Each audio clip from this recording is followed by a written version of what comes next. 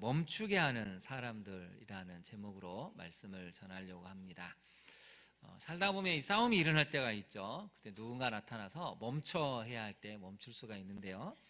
여러분, 가속을 하고 막 운전을 무법으로 한다면 어떤 사람이 나타나서 아무리 차를 멈추려고 해도 멈출 수는 없습니다. 근데 경찰이 딱 나타나면 멈출 수밖에 없죠. 왜 그렇습니까? 경찰은 권한을 갖고 있기 때문입니다. 그래서 누가 멈추게 하느냐, 어떻게 멈추게 하느냐는 인생에서 굉장히 중요한 일입니다.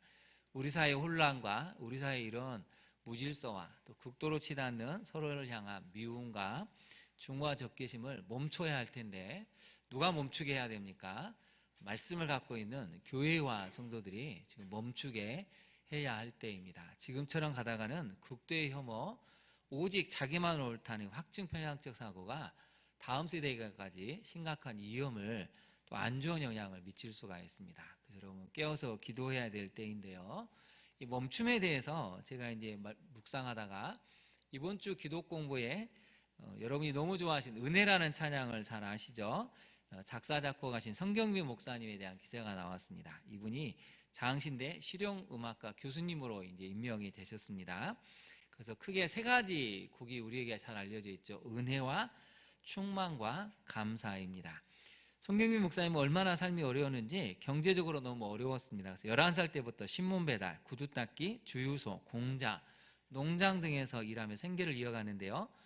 이 목사님이 그렇게 고백을 했습니다. 환경은 어두웠지만 내면과 삶은 밝았다라고 고백했습니다. 왜 그러냐면 예수님을 인격적으로 만나면서 삶을 불행하게 여기지 않았기 때문입니다. 11살 때부터 신문 배달하고 구두 닦기 주유소하면 충분히 세상을 원망할 수 있어야 되는데 예수님을 인격적으로 만나니까 항상 내면이 기쁨이 있고 삶이 행복했다는 것이죠. 여러분은 지금 행복하십니까? 얼굴과 표정은 좀 밝으신가요? 예수님 때문에? 자, 옆에 사람 한번 바라보시죠. 이분은 예수님 때문에 얼굴이 밝아 보입니까? 네, 한번 칭찬해 주시죠. 예수님 때문에 밝아 보입니다. 한번 해볼까요? 예수님 때문에 밝아 보입니다. 여러분, 예수님 때문에 밝아야 하죠. 근데 이분이 결혼 후에 새 아이가 아버지가 됐는데 교회 사역 학원, 학교에서 아이들을 가르치는 일을 병행했습니다. 근데 문제는 너무 무리해서 목을 수술하게 되는 일이 생기는데 그때 목사님 사모님이 셋째를 출산한 지 얼마 안 되는데 둘째는 폐렴으로 입원하게 되고 사모님은 산후조리도 못한 채 이제 술째를 돌봐야만 했는데 또 목사님 어머님이 무릎이 아파서 무릎 수술을 해야 됐습니다. 동시다발적으로 일이 생겨가지고 너무 힘들었는데 이때 본인이 썼던 감사의 찬양을 듣고 눈물을 흘렸다고 합니다. 오늘 숨을 쉬는 것 감사, 나를 구원하신 것 감사, 내 뜻대로 안 돼도 주가 인도하신 것 모든 것 감사라는 찬양을 하나님 앞에 올려드렸다는 것이죠. 여러분 그 다음 화면 한번 보실까요? 그 다음 화면은 충만이라는 찬양인데요. 이 찬양이 탄생하게 된 배경은 이렇습니다.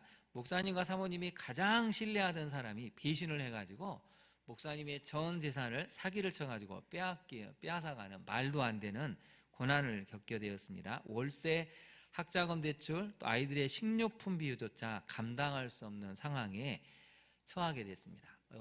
여러분 얼마나 기가 막히고 망연자실했겠습니까? 도저히 그 사람을 용서할 수가 없었는데 그 당시 쓰고 있었던 충만의 가사를 묵상하면서 난 예수로 충만하네, 세상 모든 풍파도 두렵지 않네를 떠올리고 찬양하면서 회개하게 되셨고 그 다음에 자신에게 손해를 끼친 그 사람도 용서할 수 있는 마음을 얻을 수 있게 되었다고 합니다. 아무것도 없어도 배신을 당해도 예수로 충만하다는 이 가사가 정말 목사님으로 하여금 예수님으로 충만하게 했고 또 많은 사람들에게 이 찬양을 나누면서 회복을 시켰다는 것이죠. 진정한 충만은 풍족함 속에서가 아니라 의지할 대상이 없는 절망적인 상황 속에서도 예수님만을 믿고 의지하는 것이 진정한 충만이라는 것입니다. 그래서 여러분 이렇게 했으면 좋겠는데요. 1절은 우리 성도님들이 다 읽어보시고 같이 한번 읽고 2절은 성가대가 읽고 3절은 우리 다 같이 한번 읽어볼까요? 먼저 1절을 같이 한번 읽어보겠습니다. 시작. 무명이어도 공허하지 않은 것은 예수 안에서 난 만족함이라. 가난하여도 부족하지 않은 것은 오직 나는 부요함이라. 2절 성가대가 읽겠습니다.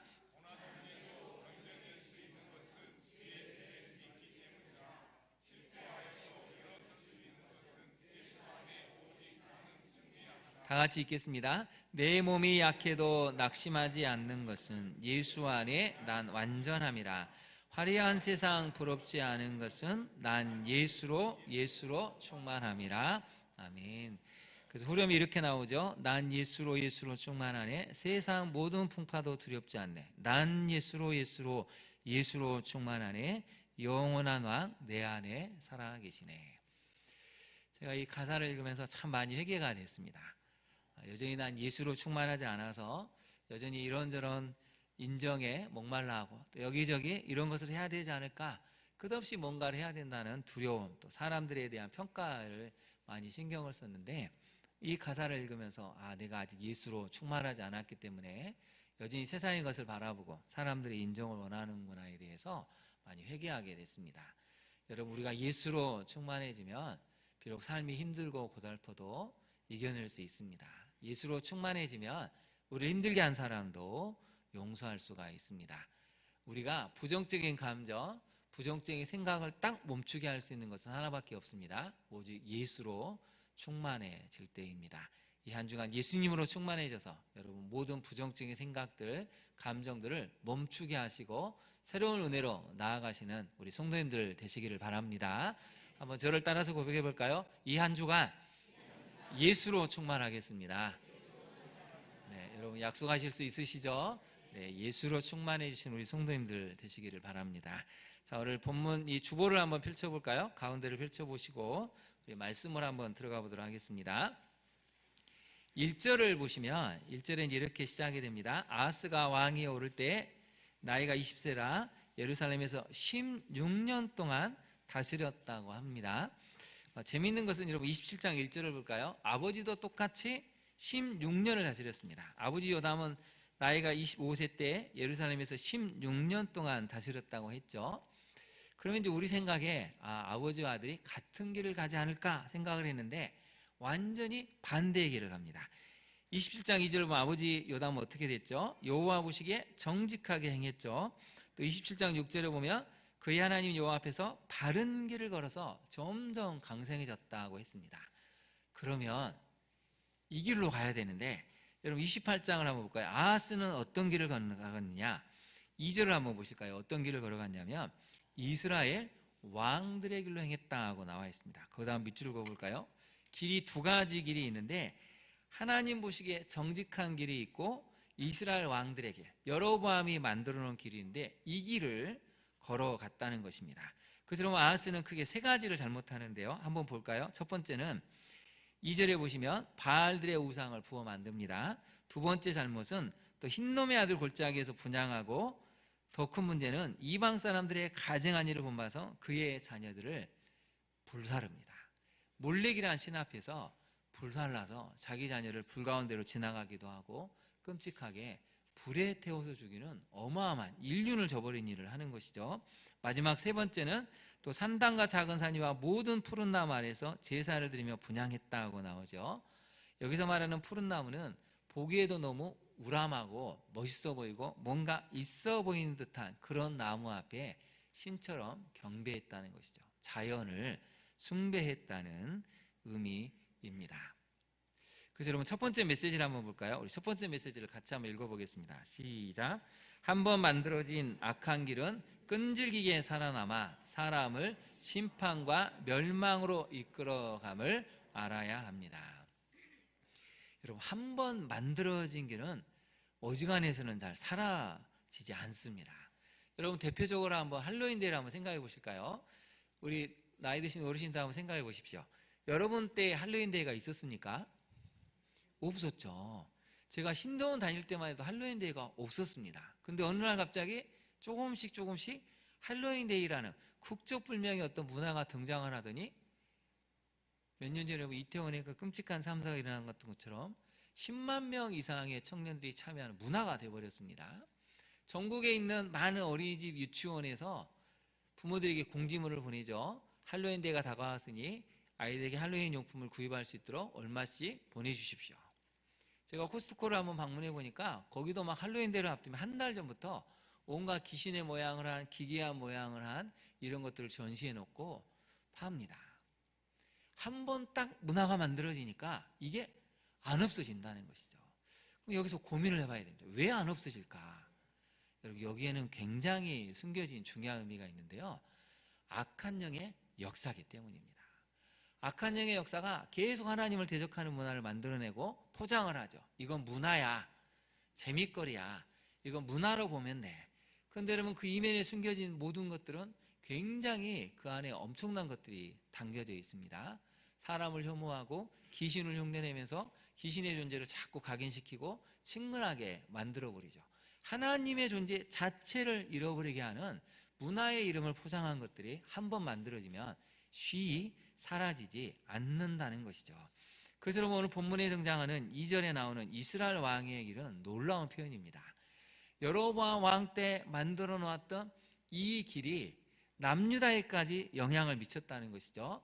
북이스라엘은 어땠을까요? 화면을 한번 보실까요? 열왕기상에 이제 잘 나타나 있습니다. 제가 한번 읽어드릴게요. 열왕기상 15장 34절을 보면 북이스라엘 왕 바하사는 여호와 보시기에 악을 행하되 여로보암의 길로 행했다.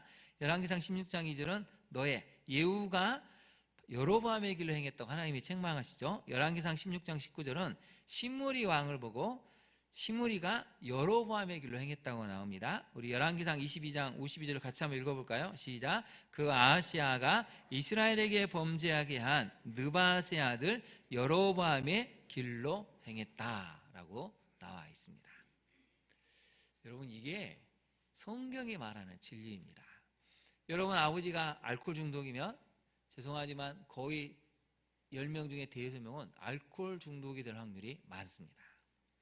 아버지가 어머니에게 폭력을 휘두르죠. 아들이 그 폭력을 똑같이 물려받아서 어린이집에서, 학교에서, 나중에 결혼해서 대화가 안 될 경우에 아내를 때리는 폭력을 대물림하는 경우도 너무 많습니다.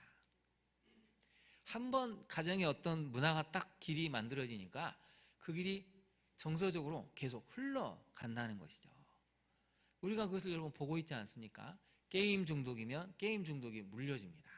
중독의 길이 만들어지면 많은 사람이 그 중독의 길로 지금 가버리고 있다는 것이죠. 그래서 여러분, 이 아하스 왕은 참 놀라운 왕인데 그 다음 도표를 한번 보실까요? 여러분, 이 고조 때까지 한번 거슬러 올라가면 한번 살펴볼까요?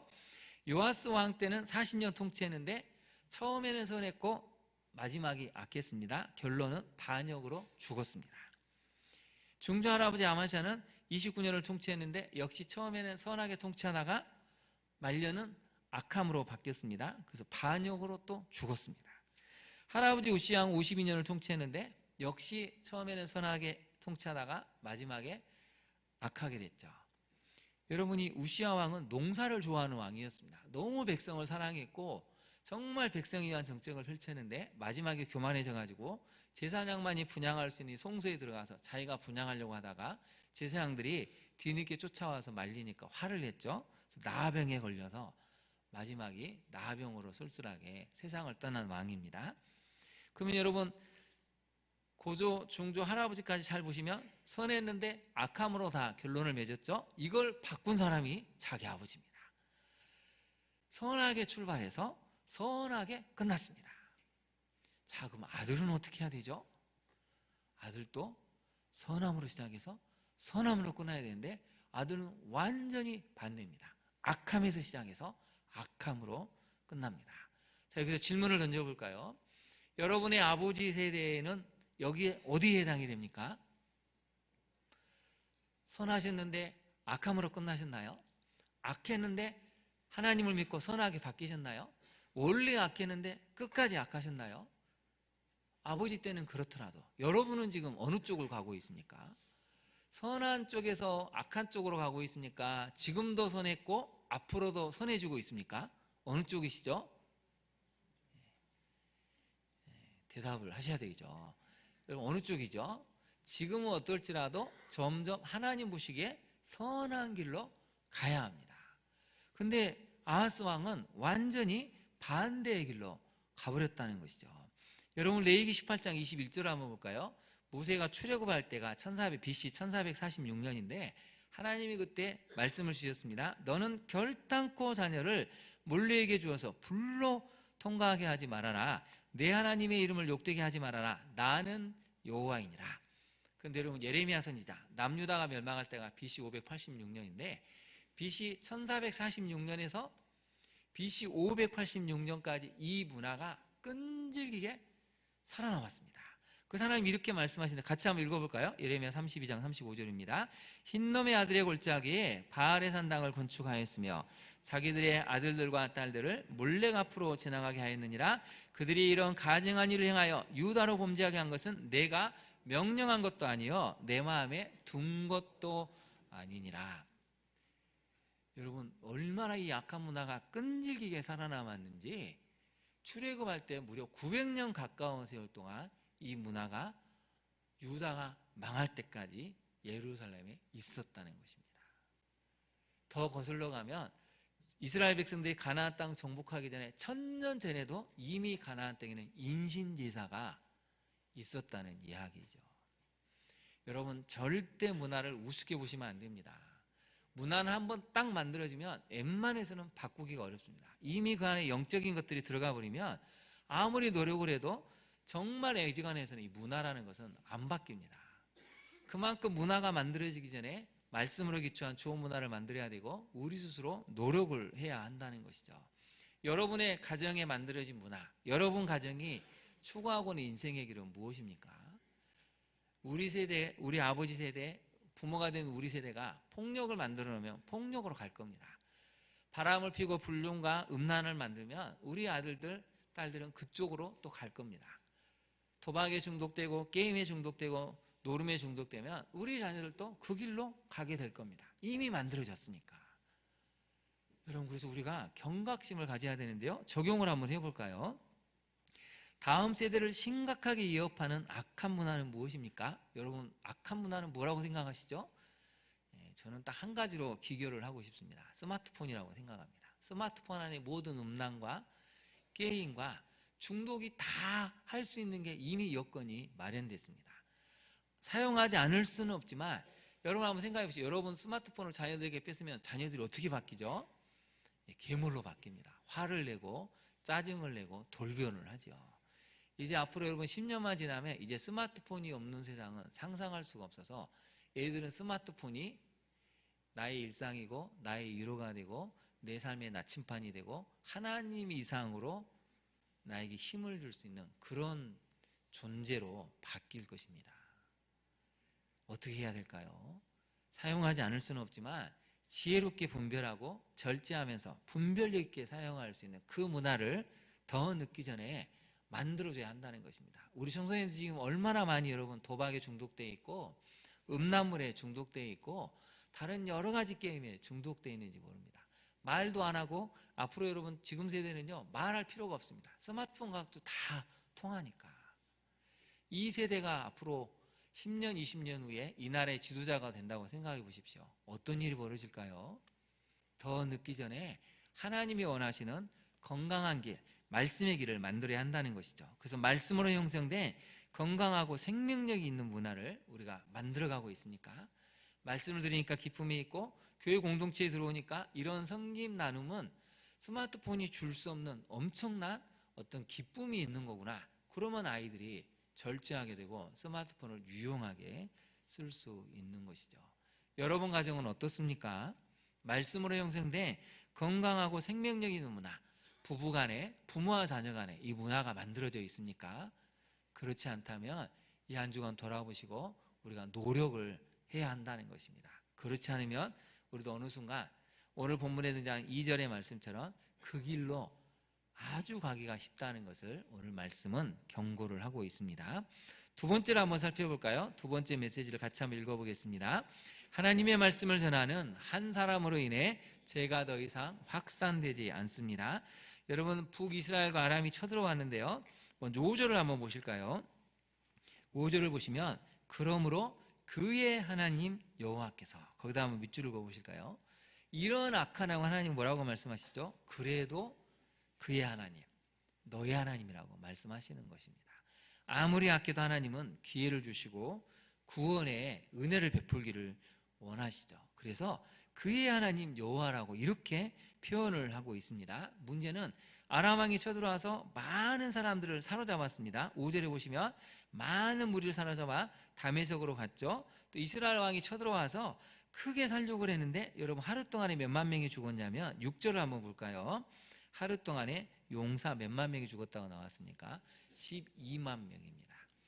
만약 우리나라 군대가 하루 전쟁을 했는데 12만 명이 죽었으면 여러분 이거 엄청난 일입니다. 이렇게 될 수가 없습니다. 고대 전쟁에. 근데 왜 그러냐면 하나님이 개입하셔서 심판하시니까 용사가 12만 명이나 죽는 엄청난 일이 벌어지게 됐다는 것이죠. 7절을 한번 볼까요? 특별히 에브라임이라는 용사의 시그리는 왕의 아들 마아세야, 국내 대신 아스리가, 총 대신 엘가나를 죽였습니다. 정치적으로, 종교적으로 또 앞으로 이끌어갈 차세대 리더들을 한꺼번에 다 죽여버렸다는 것이죠. 더 큰 문제는 8절에 있습니다. 여러분 20만 명이 다 포로로 잡혀갔습니다. 누군가의 아내, 누군가의 아들, 딸들을 20만 명이나 사로잡고 노략해서 사마리아로 갔습니다. 여러분 이 군대의 모습을 한번 상상해 보십시오. 이 군인들이 어떤 모습이었을까요? 일단 승리를 했으니까 엄청 흥분된 상태입니다. 그리고 말할 수 없는 혈기가 있고 음란함이 엄청나게 넘쳐난 상태로 지금 자기 고향인 사마리아로 가고 있습니다.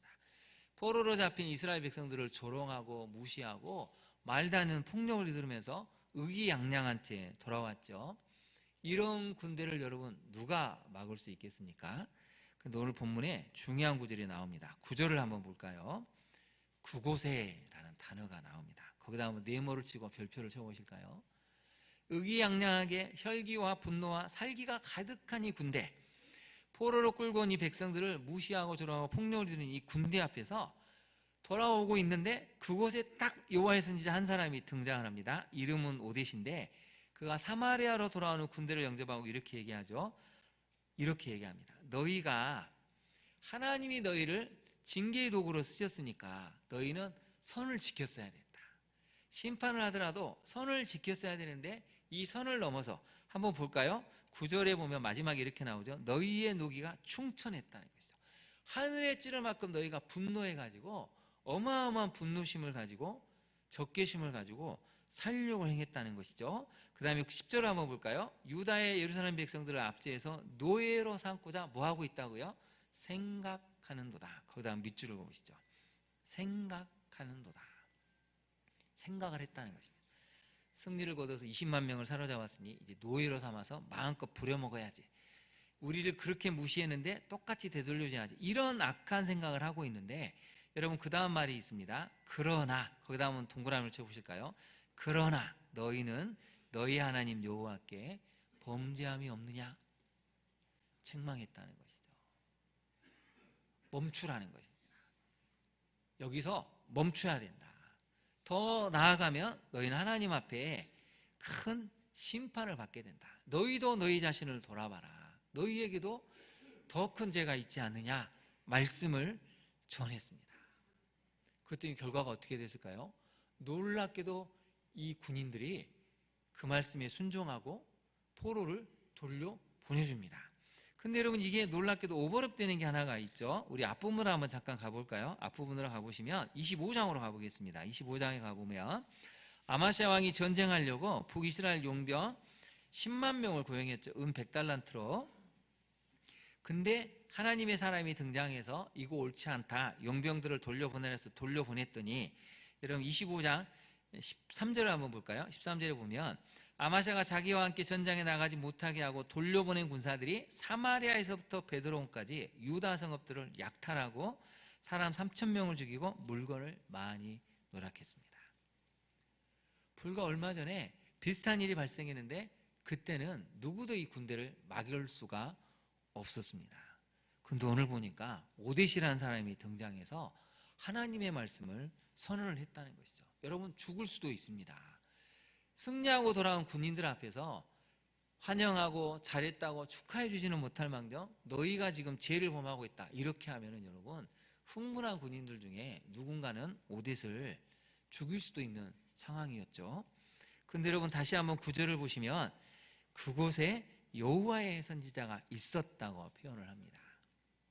더 죄를 짓기 전에 하나님이 그곳에 그 시기에 그 사람을 보내셔서 막으셨다는 것이죠. 적용을 한번 해볼까요? 하나님께서는 나를 지금 그곳에 보내셔서 죄를 멈추게 하심을 알고 있습니까?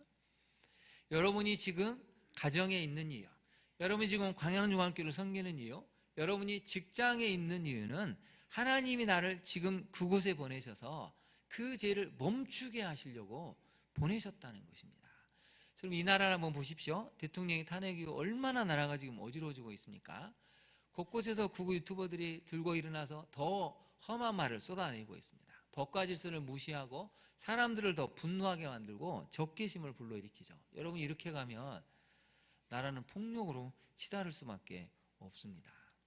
교회가, 성도가 해야 될 일은 무엇이죠? 죄를 멈추게 하고 흥분했던 사람들의 마음, 악으로 치닫는 생각을 멈추십시오 하고 멈추게 해서 더 이상 죄가 확산되지 않게 하고 평화로, 화평으로 이끌어야 될 역할이 우리에게 주어졌다는 것이죠. 그래서 두 번째가 중요한데요. 우리 적용 두 번째를 같이 한번 읽어볼까요? 지금 그곳에서 말씀을 전할 수 있는 강한 영성과 힘이 있습니까? 5대처럼 하나님의 영에 사로잡힌 강한 영성, 말씀을 전할 수 있는 힘이 있을 때 그 군인들, 10만 명 이상이 넘는 군인들이 귀를 기울이고 돌아설 수 있는 역사를 만든다는 것이죠. 그런데 여기는 한 가지가 더 있어야 됩니다. 세 번째 메시지를 한번 살펴볼까요? 세 번째 메시지인데요. 말씀을 알아차리고 순종하는 신실한 리더들 때문에, 사람들 때문에 화평과 치유가 일어납니다. 그래서 오대서는 계속해서 얘기하죠. 11절도 보시면 여호와의 진노가 너희에게 임하겠다라고 책망을 했습니다. 그때는 12절에 네 사람이 등장합니다. 한번 볼까요? 요하난의 아들 아사랴, 무슬레못의 아들 베레가, 살룸의 아들 여이스가야, 히들레의 아들 아마사가 일어나서 전장에서 돌아오는 자들을 어떻게 했다고 나왔습니까? 막으며. 거기다 한번 네모를 쳐보시죠. 더 이상의 죄가 확산되기 전에 막았다는 것입니다. 여러분, 교회가 해야 될 일이 이것이죠. 분쟁과 갈등이 일어나면 막아야 됩니다.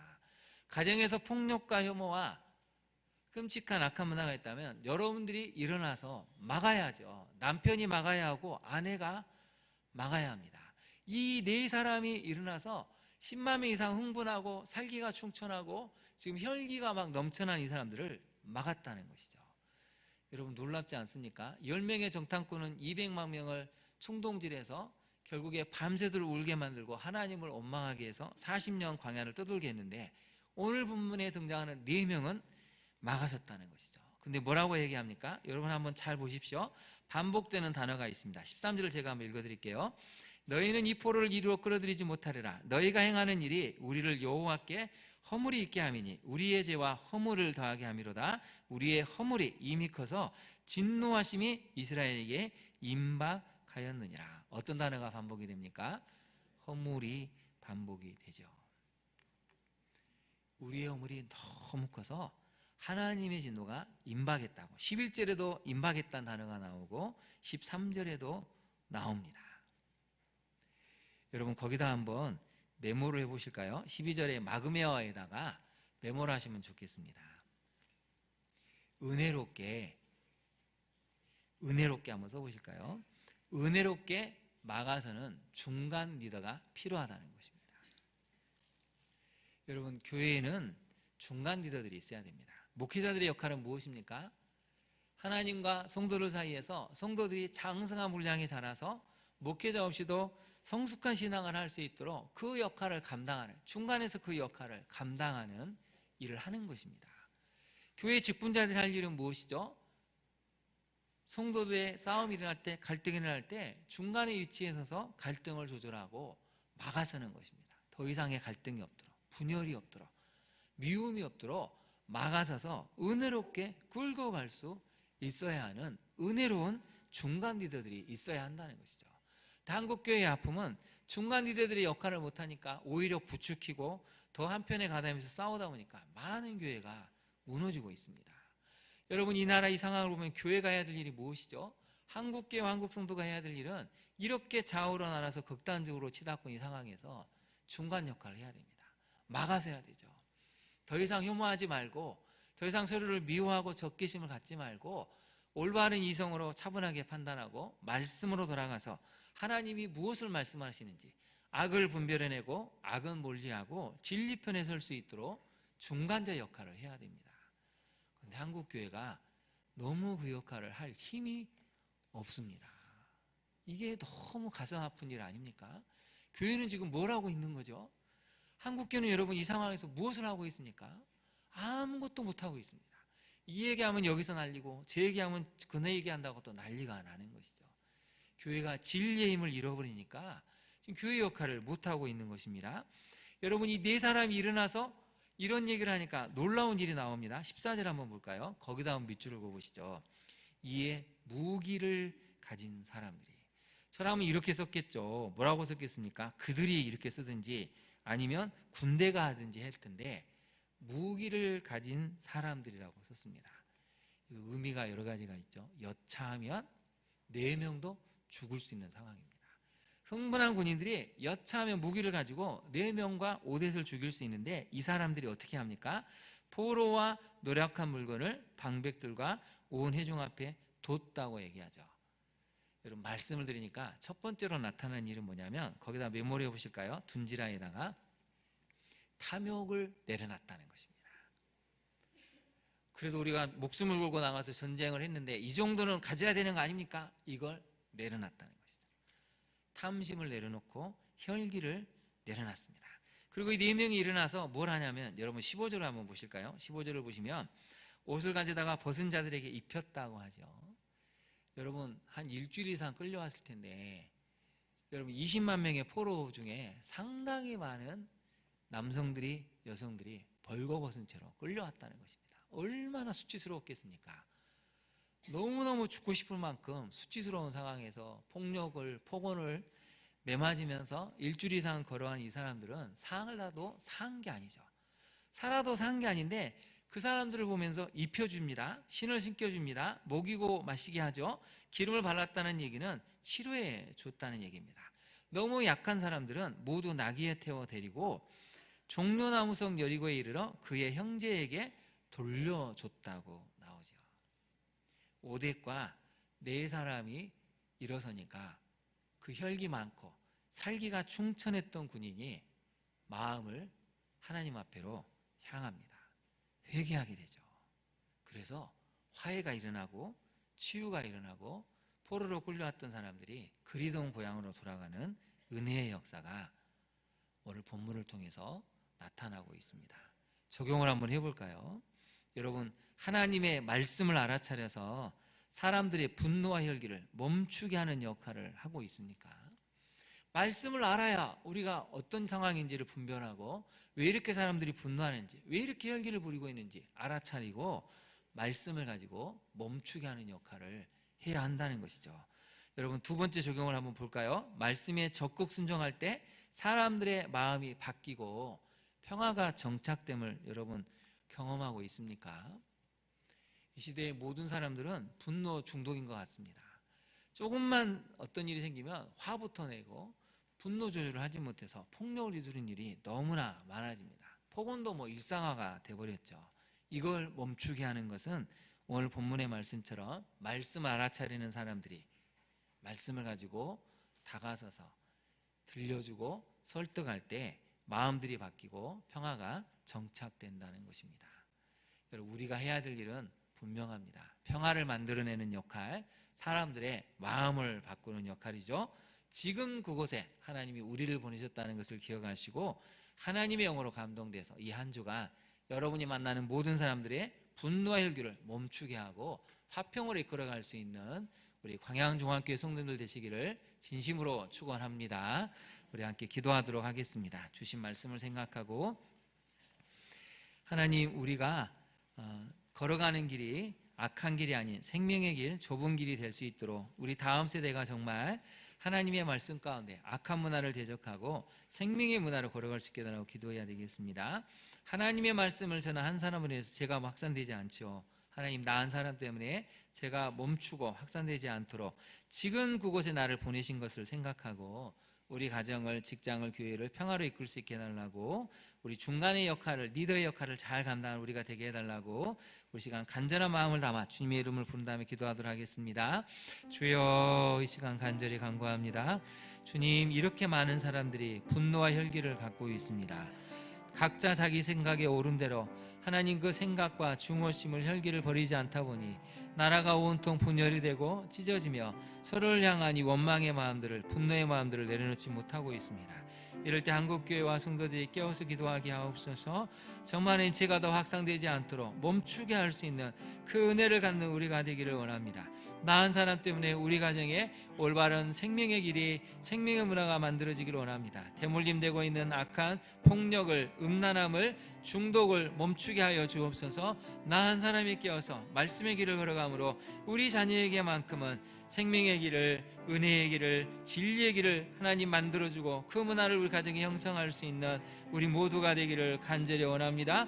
말씀을 알아차리고 순종하는 신실한 사람들 때문에 군인들의 혈기가 가라앉게 되고 그들이 갖고 있는 살기가 멈추게 되고 긍휼히 여기는 마음이 생겼습니다. 한국교회와 한국 성도들이 이 땅에 이렇게 많은 혈기와 분노를 갖고 있는 사람들에게 평화의 복음을 가지고 주님 서로 용서하고 진리 가운데 서서 악을 분별하며 악을 대적하되 모든 사람을 진리로 초청할 수 있는 분별하는 영을 갖게 하옵소서. 진리 가운데 서서 이렇게 좌우로 나눠져서 치닫고 있는 이 중후와 적개심을 멈추게 하며 사랑과 화평을 이 한 주간 선언하여 모든 사람들이 주님 앞에 나올 수 있는 은총을 경험케 하옵소서. 우리를 그렇게 하실 주님을 찬양하며 예수님 이름으로 기도합니다. 아멘.